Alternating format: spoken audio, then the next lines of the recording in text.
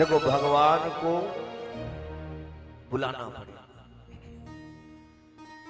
माँ भी बच्चे को तब तक दूध नहीं पिलाती है जब तक बच्चा रोता नहीं। बच्चा खेलता रहे तो माँ सोचेगी भूख नहीं है।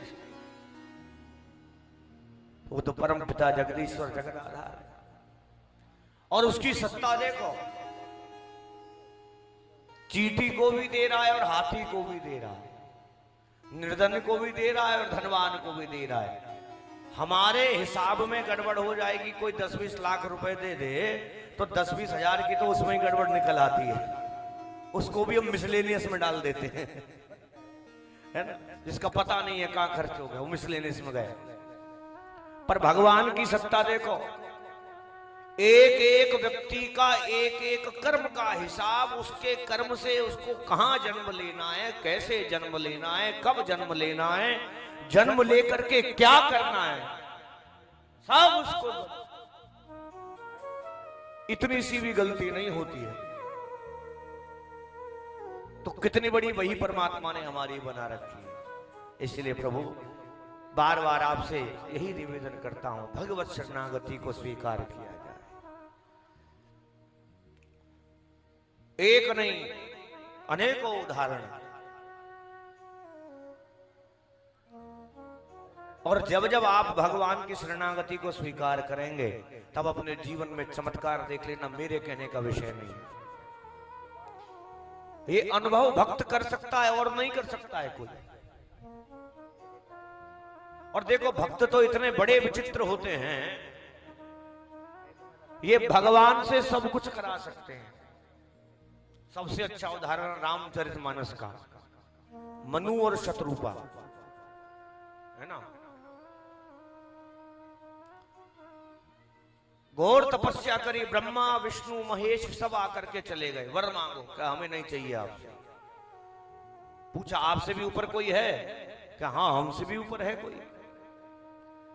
कहा जब वही आपसे कोई ऊपर है तो कहा जब वही आपसे कोई ऊपर है तो उससे मांगेंगे, आपसे काहे को मांगे। चले गए आकर के, वरदान नहीं मांगा। फिर तपस्या करी, आकाशवाणी हुई, क्या चाहिए? आप कौन हो? कि हम वही है जिसकी तुम तपस्या कर रहे हो। तो कहा दिखाई दो। कहा मैं दिखता नहीं हूं, मैं दिखता नहीं हूं। तो भक्त ने वरदान मांग लिया। कहा प्रभु अगर आप दिखते नहीं है तो यही वरदान है कि चाहिए ही तुम ही समान सुख, हमें आप चाहिए और आपके जैसे और चाहिए। तो भगवान तो आए पूर्ण अवतार में, और बाकी भरत शत्रुघ्न लक्ष्मण ये इनके लीला अवतार, कला अवतार, शेष अवतार के रूप में आए। तो वही परमात्मा भक्तों के कार्यों को पूर्ण करने के लिए क्या बन करके प्रकट हो जाए। दूसरा उदाहरण अभी आगे वर्णन आएगा।